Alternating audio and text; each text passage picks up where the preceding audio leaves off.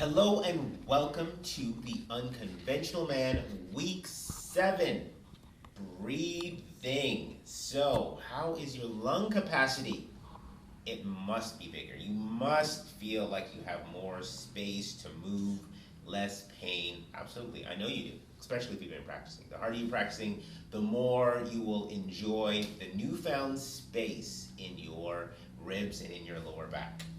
Today's topic for breathing is called holding. So, holding your breath, where is that appropriate? How do you use it? What are the benefits of that? Think of holding your breath as practicing the end ranges in breathing.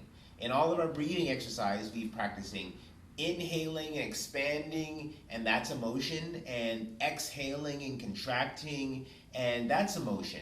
Now, if you really think about it, at those two end ranges, there's got to be a pause before you change direction. So, breath holding really helps you feel the qualities of your lungs, of your air capacity at that final range to just kind of settle in that moment and just experience it. They are absolutely different. At the top, when you're fully inhaled, you can literally feel the air moving inside. So here's what happens when you come to the end range and then you stop moving, as in you like hold the breath. What happens is the tissue still is moving, right? And so you'll feel your tissues kind of sink around the new capacity. It's going to sink around the cushion that is your lungs, and it kind of sinks down. And if you move in that space, you can kind of drop, and that's literally when you kind of let gravity pull you open. So that's the top, and in that space, you'll feel the air, and you'll feel. I don't know if you can feel the oxygen transfer into your blood, but you will feel more action. Okay, you'll feel open, full. So now that's holding at the top, and you can do that. Breath holding. I don't have a scientific number to say how long you can hold your breath. I know you can't kill yourself by holding your breath, and it's not necessarily like you're doing this to try to hold your breath as long as you can. There's no trying in that direction, at least not the way I practice it. I just hold it for as long as I feel comfortable, which over time does extend because I'm enjoying the experience, and then I come down towards the other end. Okay, so let's talk about the other side. So now you're going to come all the way up, you're going to hold, and then you're going to let go. Okay, and now you have you have the accelerated expelling of the lungs, because when they're fully filled, it goes faster, and then there's the natural, and then there's the push that you have to make. Now, if you push all the way out, you're going to feel everything go in and go empty. And that's a contraction, right? So I'm saying hold the breath, because a contraction is an action. Stop contracting, and then release. And then this is the opposite end of feeling full. And again, you're going to feel your insides come together, and you'll feel the skin fall away from the ribs and the flesh in a different way, in a more settling way, and you'll feel empty.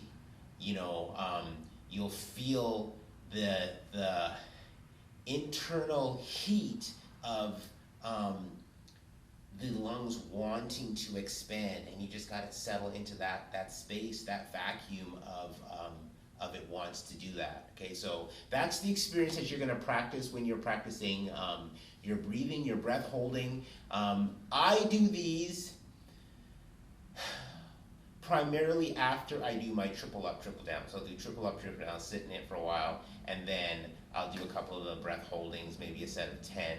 And it's just a good way to kind of help settle your mind and connect with the breath in a different way. So I have done my triple up, triple down already. So I'm going to do a few warming up breaths, and then I'm going to hold for you guys to see what's happening on the outside, because the inside is different for everybody.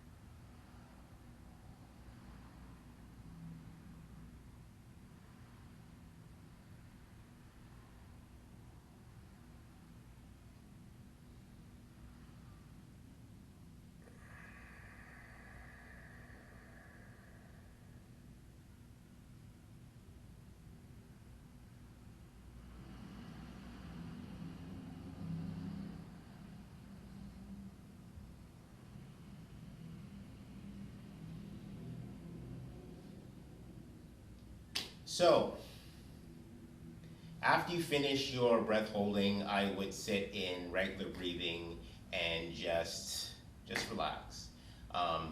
One of the things I wanted to share at the beginning is when the breathing exercises get hard, as in they're more work, you're feeling more of a challenge to actually finish the set, sometimes it can help to sit in the posture that's hardest for you. That works for me. I find when I do that, it kind of helps. It sounds kind of counterintuitive, but it kind of helps spread the work.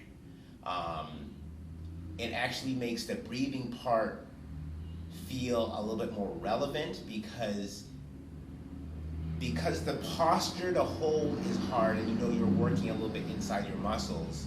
The hard work that happens in your diaphragm, when you feel how that makes the body work easier, it kind of settles the relationship. So that's one other thing for you guys to practice or try when you guys are doing breathing.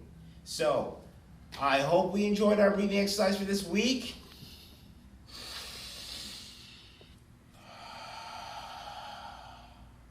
Breathe unconventional.